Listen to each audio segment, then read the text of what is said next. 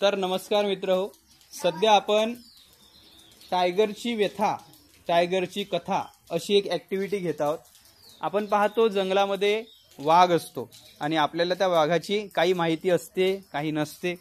तर खरंच आपल्याला वाघाची काय माहिती आहे हे आपण तुमच्याचकडून जाणून घेऊया। तर एकाने स्वतः उठून इथे येऊन उभं राहायचं आहे आणि वाघाबद्दल जेही माहिती आहे किंवा स्वतःला वाघ समजून तुम्हाला काही दुःख व्यक्त करायचं असेल वाघाचं किंवा वाघाचा काही आनंद व्यक्त करायचा असेल तर तुम्ही इथे येऊन बोलायचं आहे। वाघ एक असा प्राणी आहे जो की राजाला पण खायला भेटत नाही। वाघ असा आहे की तो प्राणी असा आहे की तो नॉन व्हेजिटेरियन आहे। तो कोणतेही सामान खाऊ शकते, शिवा झाडपूस। वाघला खूप मोठं पाणी पाहिजे, आणखीन त्याला शिकार पाहिजे। मी वाघ आहे, मला खाण्यात हरिण, लहान प्राणी जसं ससा असे पदार्थ शिकार करून मला खायला आवडतात। जर शिकार आधीच केलेला असेल तर मी ते खात नाही, कारण की मला शिकार करण्यात खूप मजा येते। माझं नाव वाघाला किती पाय असतात? 4। वाघाचा कलर कोणता असतो? पांढरा। बर, तू पाहाला वाघ टीव्हीत कधी?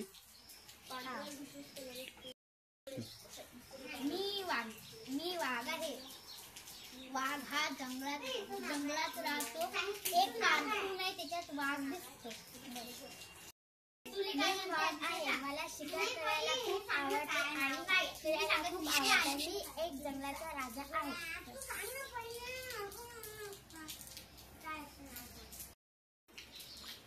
वाघ कुठे राहतो? वाघ जंगलात राहतो। बर, वाघाचं मित्र कोण कोण असते? बर, वाघाचं दुश्मन कोण कोण असते? कोण सगळे?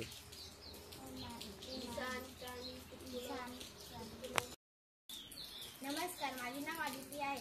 मी तुम्हाला वाघ याबद्दल सांगणार आहे। मी वाघ आहे। वाघ हा जंगलाचा राजा आहे आणि त्याला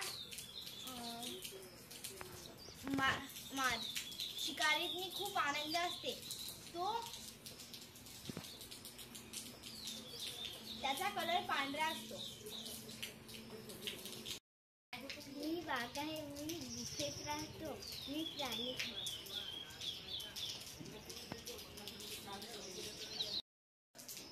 नमस्कार, माझं नाव वाघ आहे आणि मी दाट जंगलात राहतो। तुम्हाला माहित असेल माझा आवाज कसा आहे? असा आवाज आहे का माझा? नाही, माझा आवाज एवढा मोठा आहे की मी जर आता आवाज केला तर या गावातले सगळे लोक पडून जातील, असा माझा आवाज आहे। माझा आवाज ऐकायला कोणीही घाबरते।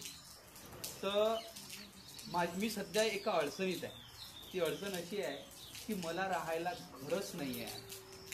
माझं राहायचं घर आहे जंगल आणि तुम्ही सर्व जे आहे तुमचं घर वाढलं पाहिजे, तुमची शेतं वाढली पाहिजे म्हणून तुम्ही जंगल कापून राहिले आणि माझं जे घर आहे जंगल ते आता नष्ट होत आहे। म्हणून तुम्ही माझी ही व्यथा समजून घ्या आणि मला घर द्या, माझं घर राहू द्या। माझं घर कापायला तुम्ही येऊ नका, नाहीतर मग मी तुमच्या भेटीला येईन आणि मी जर तुमच्या भेटीला आलो तर मग कदाचित तुम्हाला आवडणार नाही। तर आपली भेट झाली नाही पाहिजे एवढीच फक्त तुम्ही माझ्यावर कृपा करा आणि तुम्ही आनंदी राहा, आम्हालाही छान आनंदी खेळू द्या। ठीक आहे?